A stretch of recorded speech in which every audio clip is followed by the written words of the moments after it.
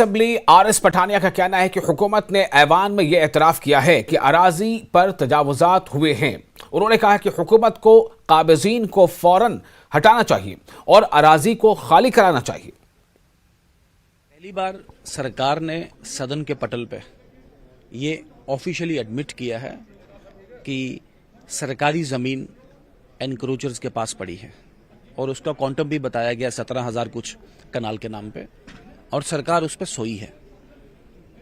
जो लोग बार बार कई सालों से कई दशकों से अपने अपने प्लॉट का इंतजार करें, उनको प्लॉट तो मिला या नहीं मिला, लेकिन वो जो सरकारी ज़मीन अभी भी गैर अधिकृत अपने कंट्रोल में है, हमने कहा कि समय सीमा निर्धारित की जाए। ये नहीं हम करेंगे कब करेंगे।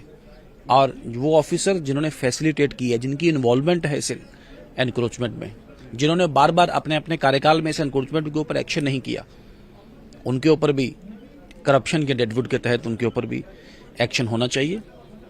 सरकार को अपनी खुमारी से निकलना पड़ेगा।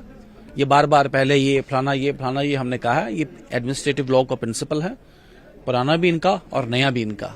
सरकार the government act in continuity, और इस कंटिन्यूटी में ये काम करें, इस सबको ऑन करें और जितनी भी सरकारी जमीन इनके लीगल कंट्रोल में वो निकले और जम्मू कश्मीर के लोगों के लिए मुहैया हो पाए।